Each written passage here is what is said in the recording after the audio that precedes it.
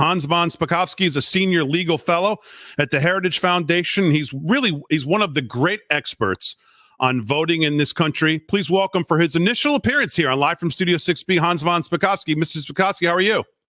I'm doing just great. Thanks for having me on. Well, it's really great to have you on. And obviously, we've spent a lot of time talking about what happened last year. And I want to go back to the election of last year before we get on to HR1. Looking back now, do you feel at all that the Trump administration was maybe, I don't know, let's say caught maybe a little flat-footed about what was going on in some of these battleground states, as you had Mark Elias and some of these Democratic operatives going into the battleground states and making these unconstitutional changes under Article 2, Section 1, Clause 2. Do you think they were caught kind of flat-footed on what was going on? Well, I think they were. I think they were caught flat-footed, and part of the problem they had was bad public officials in places like Pennsylvania and elsewhere, and then courts, and frankly, bad judges who, instead of stopping what some of these officials were doing, rubber stamped it and said it was okay. A good example of that, again, was the state Supreme Court in Pennsylvania that said, oh yeah, it's no problem for the Secretary of State to ignore the state law on absentee ballots and extend the deadline past what the law says. Yeah, I mean, we spent a lot of time talking about Pennsylvania on this show, and Mike Kelly's lawsuit that they brought on the omnibus bill that they passed this Act 77 through. And man, it just did seem, like you said, that they kind of caught on a little too late that what was going on. And you had, like you said, rogue officials, a rogue Supreme Court in Pennsylvania. You did have one judge, I believe, on the district level who said, no, you know what? I think they're going to win on the merits of this case. I'm willing to hear the case. And then, of course, they went right to the Pennsylvania Supreme Court who shut that down. It was really unbelievable. Right. And it was a big mistake for the U.S. Supreme Court, as you know, just a little while ago, refused to actually take up the Pennsylvania case. And I think that was a big mistake because it's going to encourage rogue officials in future elections to take the same kind of actions that happened in Pennsylvania. Yeah. So let's talk about what's going on current day. The language that's being used when through this HR1, right, the gaslighting that's going on, it's almost to the level of almost pure propaganda to some degree. They use the name of civil rights somehow, that it's in the name of civil rights. If you don't support this groundbreaking legislation, that somehow you're supporting Jim Crow on steroids. I mean, have you ever seen language like this around legislation? And have you ever seen like racializing of the actual legislation, like what we're seeing right now? No, I've never seen it to this extent. And it's not just HR1, but you saw the way in which basically critics lied about what was in the Georgia election reform bill, comparing it to Jim Crow, which is just absurd historically, and actually an insult to the people who really suffered under real Jim Crow laws decades ago. To claim, for example, that requiring somebody to show an ID when they vote, and that's Jim Crow. I mean, that's just crazy. Yeah. So I want you to, because, our audience, I think,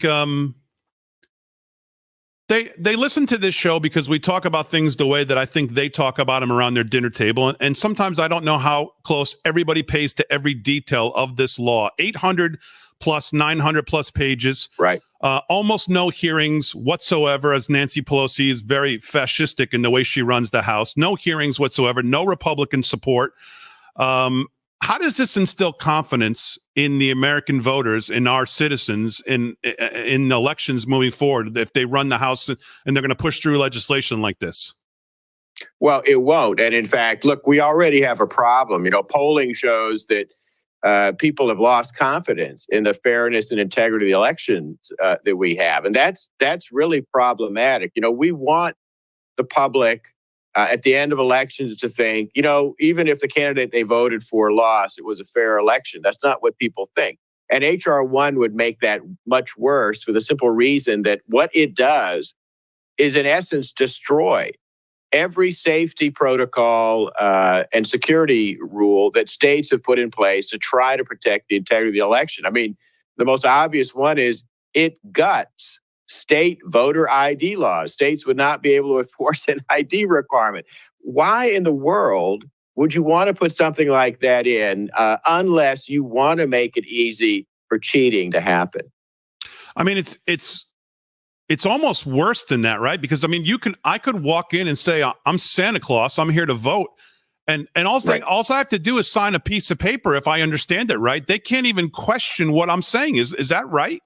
That's exactly right. This law says that the only thing states can do is ask you to sign a piece of paper in which you declare that, yeah, I am the person that I say I am. So exactly right. If I went in and said I was Santa Claus, they would just have to accept that and they couldn't do anything about it. Plus, it combined that with the fact that this law requires every state to put in same-day voter registration. In other words, states have to allow you to walk into a polling place on election day, register, and immediately vote. So not only can they not ask you for ID, they don't even have time to verify or check any of the information you're giving them.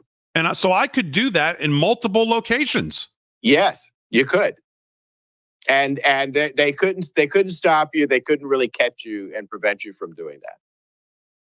So what are the other big? I mean, there's nothing about it that's good, but obviously that sticks out to you. What are the other huge red flags in this power grab that really stick out to you?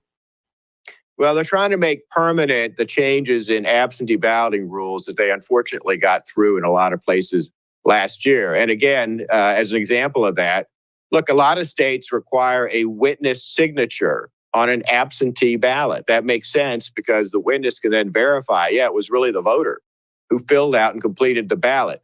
No state would be allowed to require a witness signature on an absentee ballot. Not only that, but if you are a state that's smart, like North Carolina, that outlaws vote harvesting, in other words, you don't allow third-party strangers to just show up at people's doors and offer to deliver their absentee ballot, that would now be overridden. States would have to allow that. And you understand what that means. That means that candidates, campaign staffers, political operatives would be in the position of showing up at people's homes to pick up their ballots and, well, maybe deliver them, maybe alter them, maybe change them, and put pressure on voters in their homes to vote the way they want them to vote.